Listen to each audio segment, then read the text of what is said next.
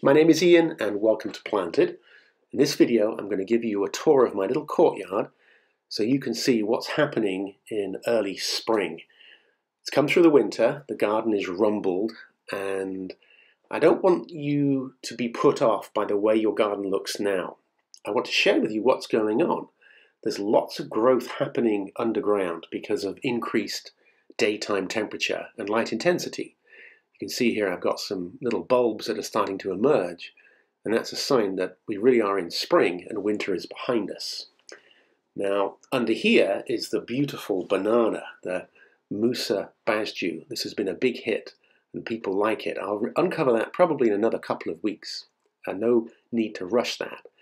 Now, this is a fig that's done very well for me. It's called Sanguidulce, and it doesn't get wrapped because it's on a south side and it gets protected from the northeast winds by the house. So it doesn't have that crazy desiccation that many figs might have. And if you look closely, you can see that the stems are intact and in good order, and they're not dehydrated or desiccated. It's called turgid. They're rigid, and those buds will start to swell probably in 6 weeks. Now let's go down here. This is a beautiful plant called Disporum.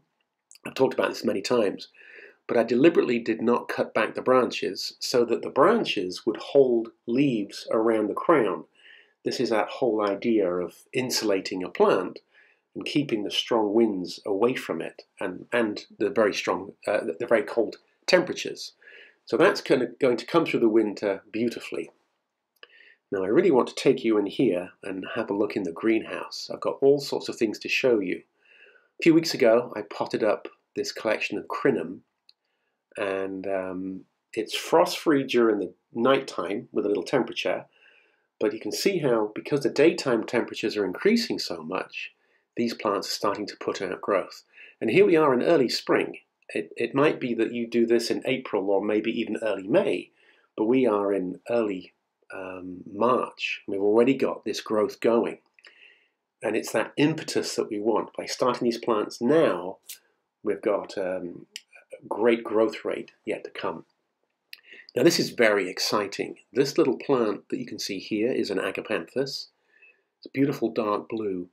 And I rescued this about 6 weeks ago when I found that the mice were nibbling all the roots. So I rescued it, potted it up, and you can see that I'm being rewarded by lots of new growth. And that is very much attributed to obviously potting it up, but also the increase in temperature. This is my beautiful Tibucina, and you can see these little red buds at the beginning of flower buds, and you get this spectacular blue flower. This was such a hit last year in a pot that this year I might put that in the ground and let it really go crazy. Now, with this increased day temperature, water demand is increased and plants can dry out if you're not careful. So do make that adjustment to provide more frequent watering as the daytime temperatures increase. This is a very choice plant. It's a hardy orchid called Blatilla. Last year I bought it and it came to me with 2 spikes and it put out a third, and this year it started to initiate 5 already.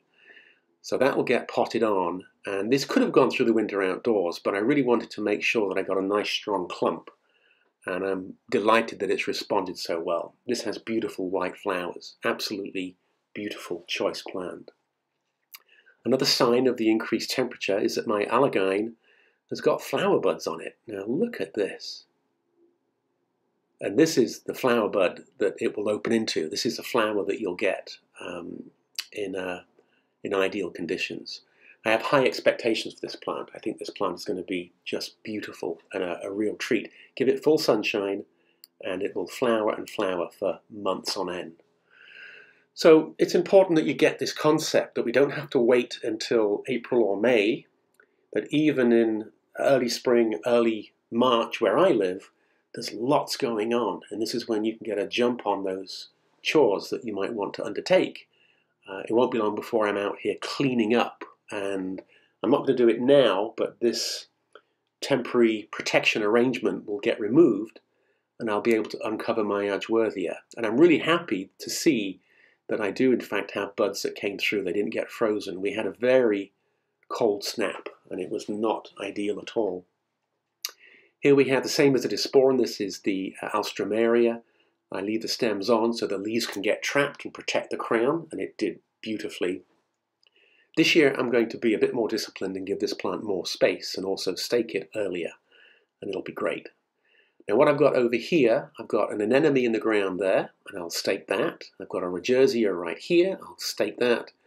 And I've got over here a trichurta. So those three plants will get staked so that I don't walk on them. So that's it. I cannot wait for more heat, more sun, and get this garden transformed into what we know it can be. Thank you so much. Bye for now.